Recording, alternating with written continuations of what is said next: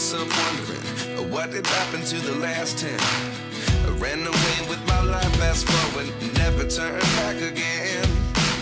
It's kind of funny that the more we pass time, the more we need to set them rewind. And 19 was the year I had to leave you, but now I'm seeing all the signs. Is this really happening? I can't believe it's true. I'm just as surprised as you. Is this really happening?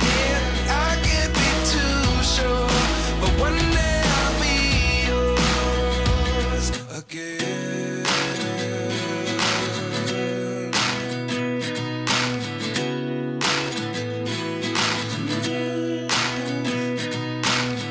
Life lessons come one in a dozen.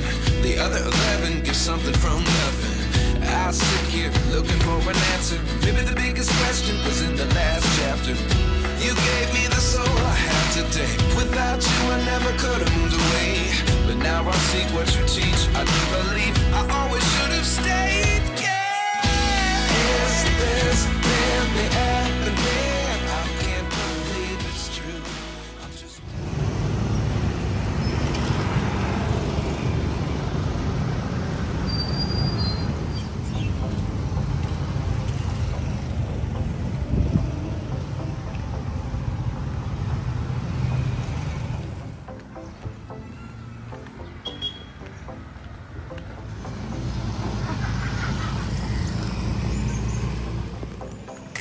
Nandito na ako sa Barobo, Surigao del Sur pa rin.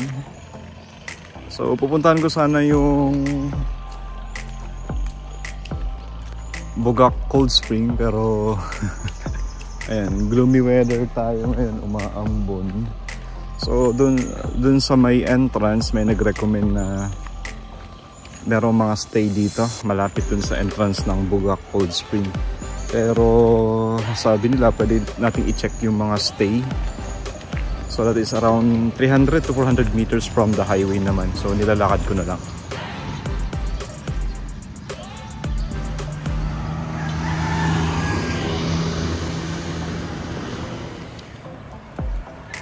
So dito pa rin tayo sa Barobo, Surigao del Sur.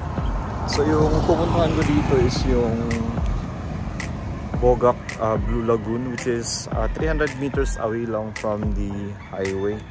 So nagstay lang ako dito sa JRM Travelers Inn, which is 50 meters away lang sa entrance.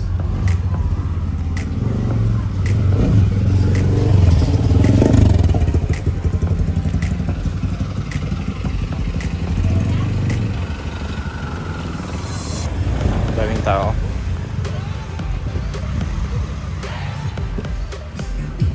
And 25 pesos ang entrance fee dito sa Bogak Blue Lagoon.